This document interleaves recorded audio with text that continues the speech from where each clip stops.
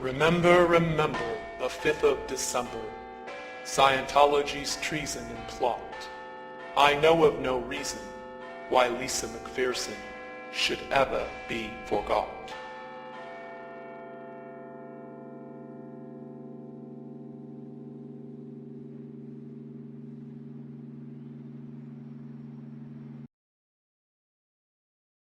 You say the misuse, but I don't know if you're aware that there was a plan in 1955 in this country, Ted, to repeat what was done in Russia.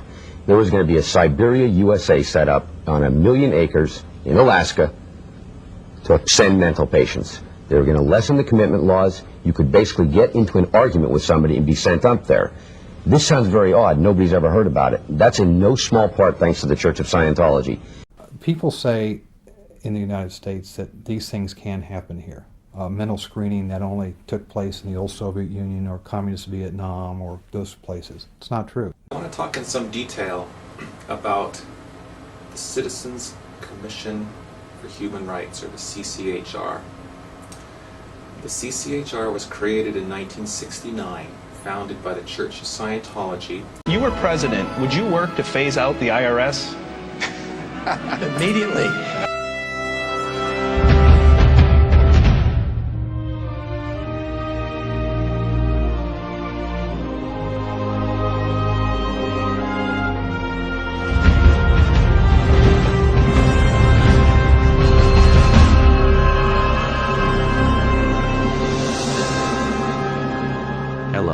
We are anonymous.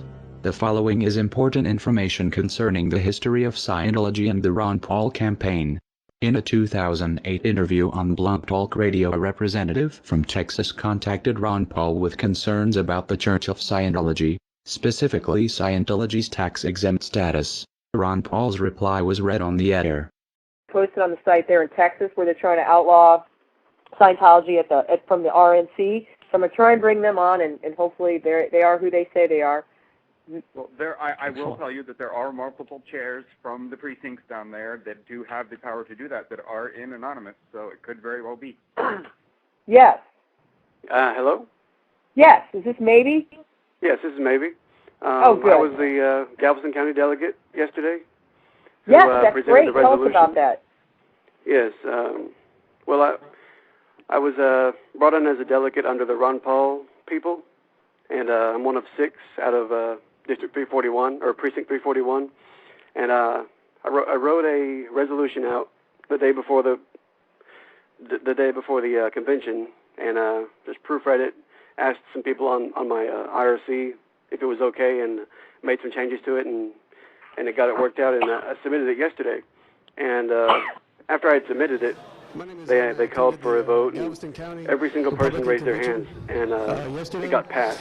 And it's going to appear, you can go to the website, it's called GalvestonCountyGOP.com, and I'm not sure when they're going to post the resolution on the website, but that's where they said they would be posted. And it's going to be resolution issue number 9, resolutions concerning religious issues, number 162.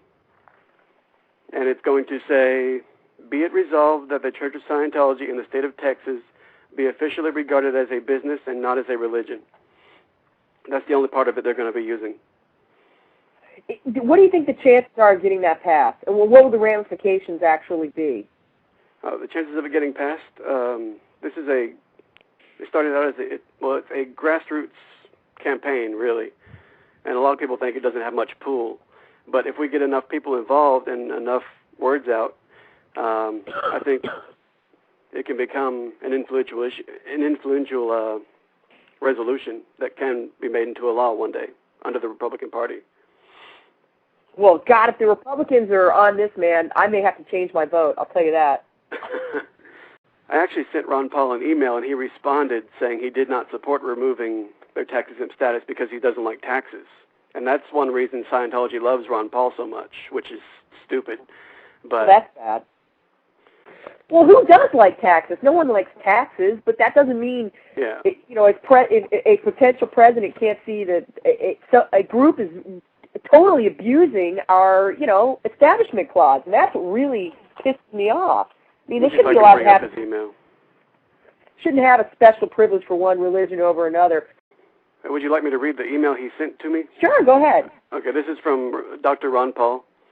Thank you for contacting my office. I am always happy when the people of 14th District of Texas take time to let me know where they stand on important issues facing the country. I understand your concerns about Scientology. However, I do not favor revoking Scientology's tax exemption because I oppose raising federal taxes on any group or individual, even when I disagree with elements of that group's political agenda. The precedent of tax-exempt revocation may someday be used to justify raising taxes on other tax-exempt groups, including religious organizations. Thanks for writing. Please do not hesitate to contact my office with any other questions, comments, or suggestions. Sincerely, Ron Paul. Well, don't you think then that if he was so opposed to revoking their tax-exempt status that he might be opposed to the fact that they can make claims on their religious education and have other people pay them back? I would assume. Yeah, that would be the point to make, I think, with him, is that, hey, you're actually paying them money. Well, exactly. He likes that even less. What they didn't know is when Ron Paul said, "I understand your concerns about Scientology," Paul knew much more than he was letting on. Paul and his campaign have had a close working relationship to the Church of Scientology through their front group, Citizens Commission for Human Rights. His claim to not support revoking Scientology's tax exemptions probably has less to do with opposition to raising federal taxes and more to do with a private meeting Paul had with the CCHR the year before in November of 2007, where attendees paid a minimum of $1,000 to speak with Paul. From a CCHR email in November 2007 by Scientologist Mike Kaplan, "I have arranged a private 1-hour luncheon with Ron Paul on 1128 Sin Street, Pete, when he will be in town for the CNN YouTube Republican debate. This luncheon is reserved for $1,000 plus donors to Ron Paul's presidential campaign. 19 people so far have paid and confirmed and will have the honor and pleasure of having lunch and communicating with Ron Paul directly. There is room for one more. He deserves our support. He's the only sane choice as far as I'm concerned." His message echoes the intentions of America's founding fathers, and he is inspiring a new generation of Americans. He is the sponsor of a bill in Congress that would make it against the law to use federal dollars to mental health screen Americans. He is pro-Constitution and pro-freedom. He is a true patriot. He is in valence. He is an ally of CCHR and our group. Our group can only mean Scientology. In another CCHR email written by Marla Filidet, a Scientologist and vice president of CCHR, she says, "All my peeps, this was sent to me by Ron Paul's right-hand man, who happens to be a very close friend of mine. In fact, I was on the plane with him when he told me Marla were going for the presidency. This individual is probably Kent Snyder, Ron Paul's presidential campaign manager, until his death in 2008. He is referred to as Ron Paul's right-hand man by many people and credited as the one to convince Ron Paul to